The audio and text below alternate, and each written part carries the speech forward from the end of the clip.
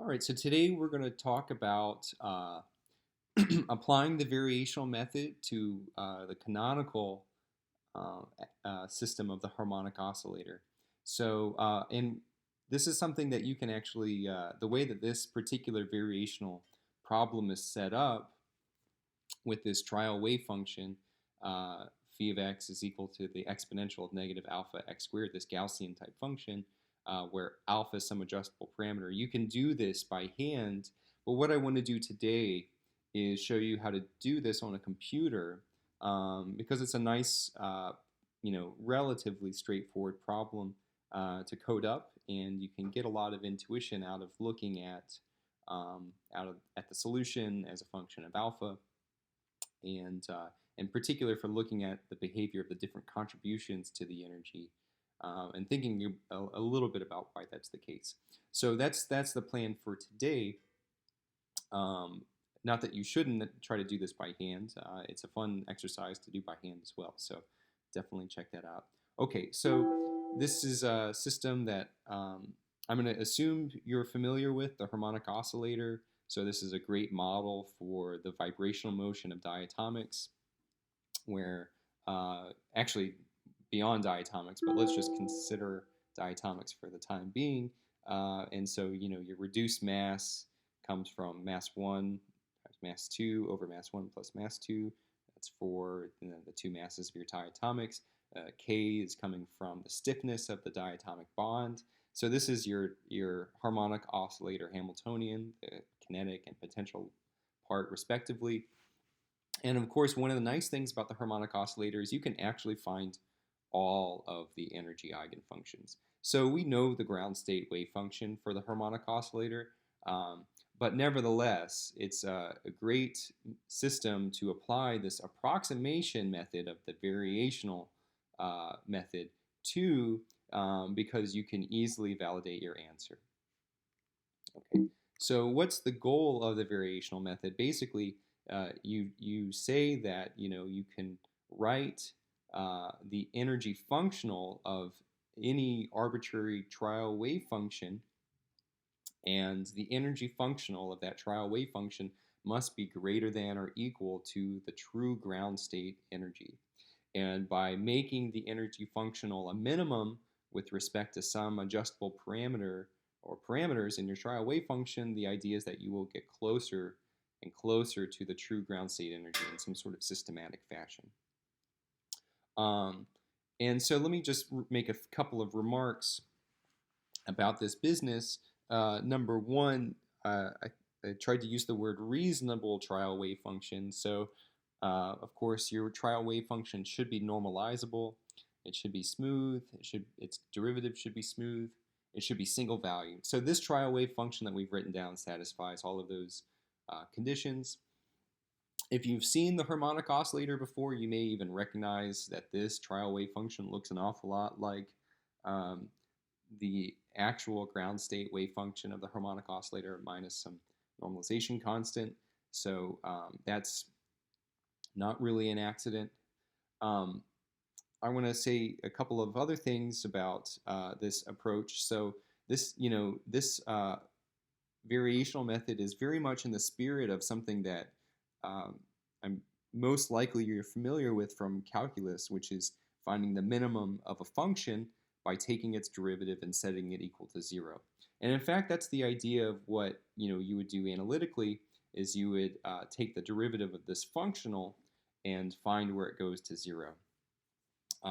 Now, taking the derivative of a functional and finding its 0 is in the general sense a bit more tricky than for a function of a single variable, because really you have your input to the functional is not a number, it's a function, right? And the function is defined at infinitely many points. So there's really an infinite dimensional variational space for you to sort of modulate to change the value of the functional.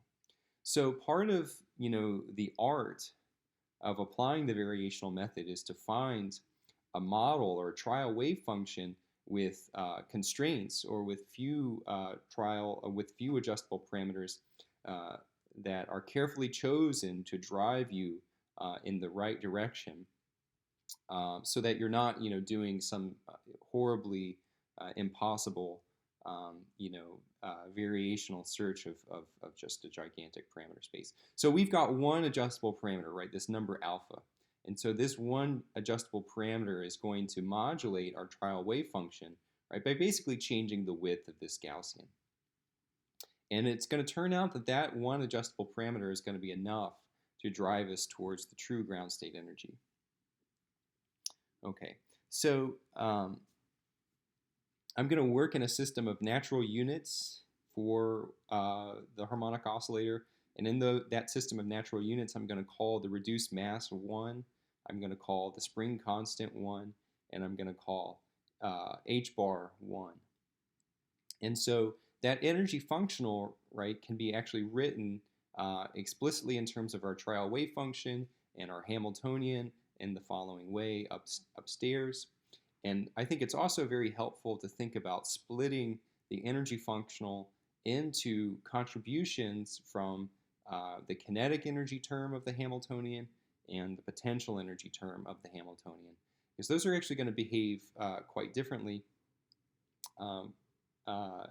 as a function of alpha, and it's going to turn out to be the balance between the two contributions that give you the minimum in the energy functional, which is going to lead to the ground state.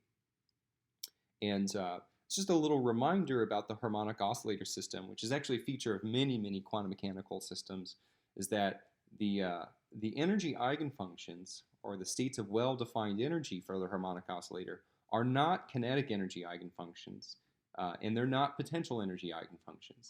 So you can know the total energy of the harmonic oscillator precisely if you're in energy eigenstate, but in those states you do not precisely know the kinetic energy, and you do not precisely know the potential energy. Now we're avoiding this delicacy here because what we're doing is we're really, when we talk about these energy functionals, we're really talking about expectation values of energy and expectation values of kinetic energy and expectation values of potential energy. And nowhere do we ever say that we are actually in some sort of energy eigenfunction or kinetic energy eigenfunction or potential energy eigenfunction in this whole variational procedure. Very rarely would you ever converge to a true energy eigenfunction through some sort of variational optimization. We might do it here or come very close to here because of how we've chosen the trial wave function. But the variational method really doesn't assume that your trial wave function is any kind of particular eigenfunction. Okay, so so here's going to be our variational method, is to minimize the energy functional subject to this one adjustable parameter alpha, and we'll be thinking and looking specifically at at how the kinetic energy functional and the potential energy functional behave. Okay, and so here's an outline of the code that we'll develop to do this problem.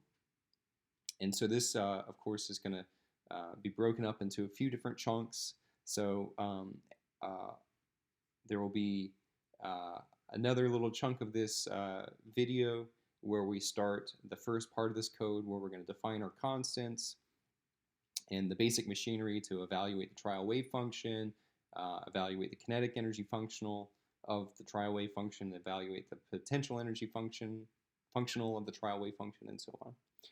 And once we have that machinery, we'll take a little break and come back later to actually compute these functionals for a range of alpha, find the minimum of the energy functional with respect to alpha, and do some analysis of the results. And of course, we'll try to validate it against the known solution, the known ground state energy, because that will be an important check on our work. Okay, so stay tuned for 2 more videos going through these pieces of the code respectively.